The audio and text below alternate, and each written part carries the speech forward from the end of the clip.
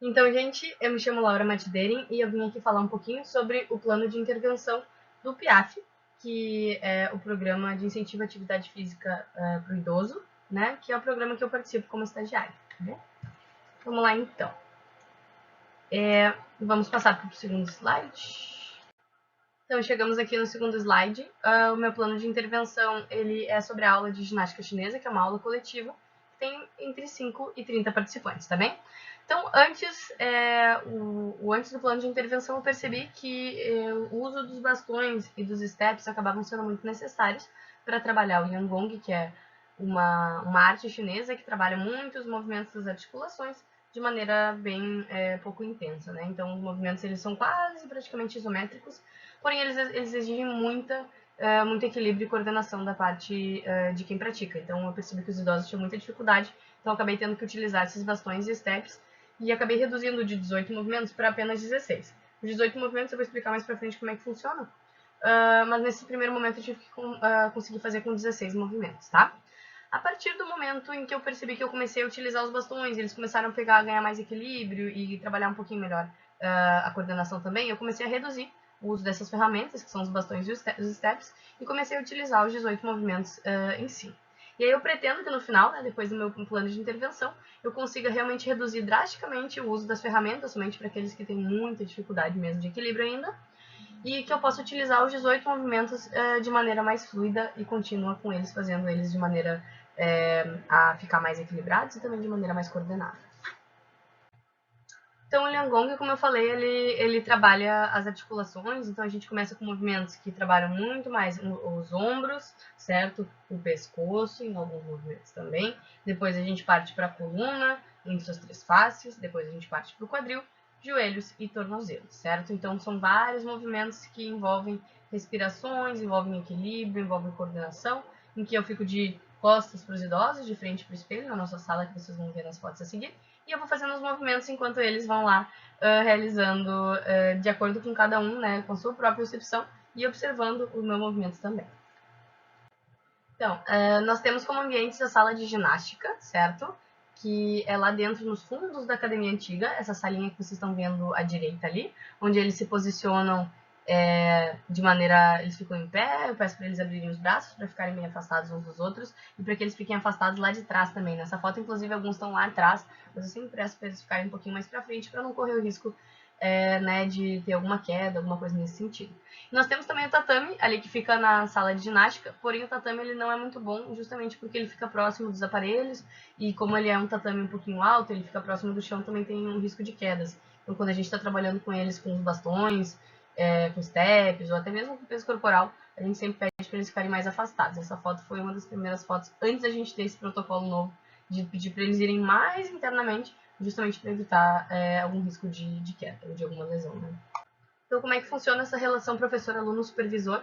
Primeiro, nós estagiários, nós supervisores também, nós tivemos capacitação com o mestre da ginástica chinesa, o professor Júlio.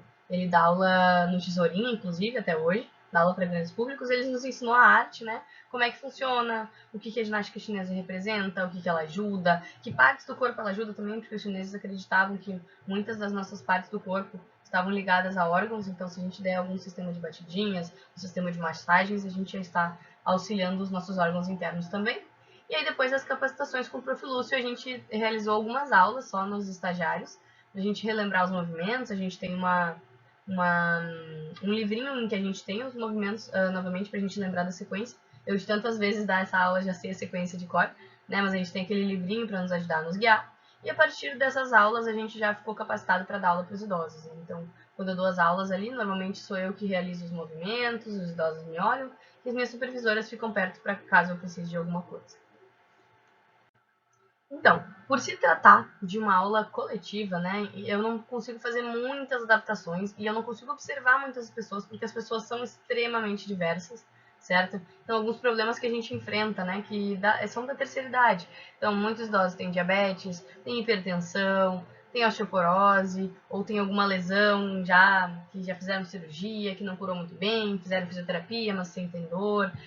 Vários têm problemas cardíacos, vários têm desvios posturais, bico de papagaio, hernia de disco, bursites, Muitos deles têm sobrepeso e muitos deles são sedentários, né? Pelo menos no momento em que chegaram pra gente eram sedentários. Então a gente enfrenta muito essas dificuldades de que a turma ela é muito ampla e muitas vezes alguns têm dificuldade de realizar alguns movimentos. O que eu faço nas aulas? Eu aviso, olha, esse movimento aqui, ele força um pouquinho mais a lombar. Então quem tiver alguma dificuldade na lombar não precisa fazer o movimento, ou faz uma menor amplitude.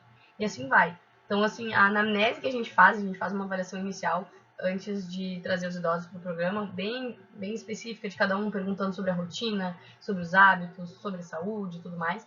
Essas avaliações a gente leva em consideração para prescrever, digamos, a aula, né? A gente vai dizer, ó, para essa pessoa aqui, essa pessoa não pode fazer aula de ginástica chinesa porque ela não pode fazer tais movimentos. Então, aí a gente pode, talvez, restringir, né, o acesso da pessoa sobre a aula, mas também a gente pode falar, ó, essa aula seria interessante para essa pessoa justamente porque assim ela trabalharia flexibilidade, equilíbrio, mobilidade, coordenação. Então, a gente faz uma anamnese antes, mas nas aulas coletivas a gente já parte do princípio de que a pessoa foi indicada para fazer aquela atividade, obviamente com algumas adaptações quando necessário.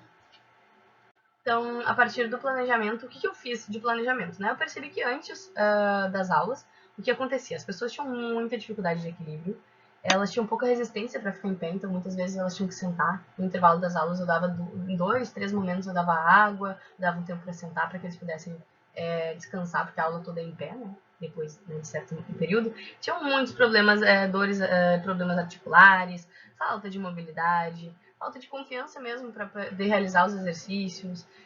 Eu tive que reduzir alguns exercícios justamente por conta de serem impossíveis de serem feitos se não houvesse coordenação, equilíbrio, algumas das valências que eu já comentei ali. Eu percebi que eu tinha a necessidade de utilizar ferramentas como bastões e steps, justamente para que eles pudessem aprender os movimentos, mas uma coisa interessante é que eles todos tinham muita vontade de aprender, tá? Aí, a partir disso, como minhas aulas acontecem nas segundas, terças, quintas e sextas, eu falei, se vocês continuarem vindo, tiverem uma constância e puderem fazer pelo menos 2 vezes na semana, vocês vão decorando os movimentos, vocês vão aprendendo mais, vão percebendo alguns detalhes que vocês não percebiam que eu fazia, né, no espelho, eu vou comentando um pouquinho mais, vou sendo mais didático, explicando por que a mão tem que ir lá, por que tem que ir aqui e tudo mais.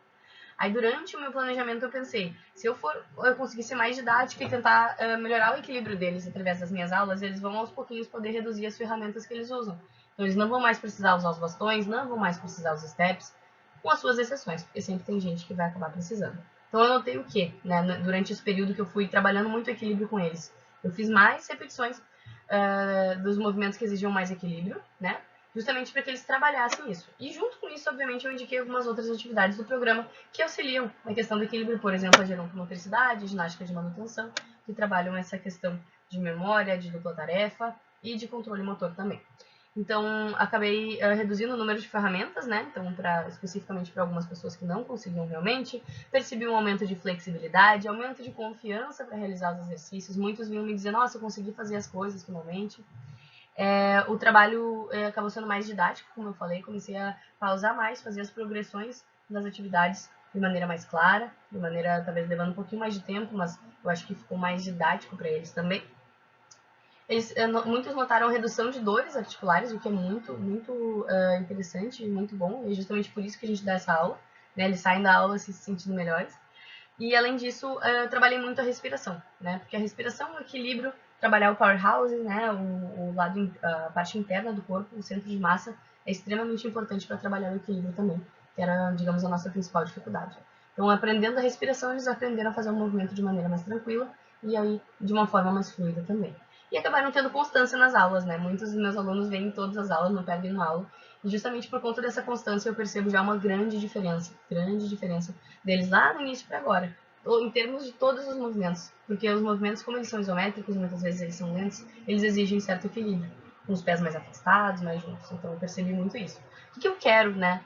Onde eu quero chegar? Eu quero que depois, né, quando eu sair do estágio, quando eles estiverem lá sozinhos, eles possam primeiro realizar essas atividades em casa, eles possam, vou fazer uma atividade, vou fazer aula de ginástica chinesa em casa, porque eu sei, eu memorizei alguns dos exercícios. Eu quero que eles possam realizar todos os movimentos sem o auxílio das ferramentas, porque eles já vão ter o equilíbrio, já vão ter a coordenação, né? Que eles possam realizar, então, tipo assim, os movimentos da vida diária deles de uma maneira mais adequada, de uma maneira que reduza o número de lesões e também que reduza o número de quedas, principalmente por conta de tudo isso que eu estava comentando, sobre essa questão de força, essa questão de equilíbrio, de coordenação. E aqui eu deixo meu muito obrigada a todo mundo que ouviu até aqui. Esses são alguns dos meus idosos. Vocês vão reparar que nas fotos tem várias pessoas iguais, porque eles realmente têm muita essa constância, né? Depois das aulas a gente sempre tira uma foto diferente, alguma coisa assim que eles se animam. E é uma das aulas que eu mais gosto de dar e tenho percebido muita diferença justamente por ter utilizado um pouquinho de criatividade, por ter aprendido muitas coisas na faculdade também e por ter utilizado, tentado insistir, né? O problema é o equilíbrio, então vamos nos equilibrar, né? Vamos fazer mais repetições, vamos trabalhar talvez com ferramentas no início, mas vamos tirando elas aos pouquinhos até que eles possam fazer isso independentemente, tá? Obrigada, pessoal. Beijão.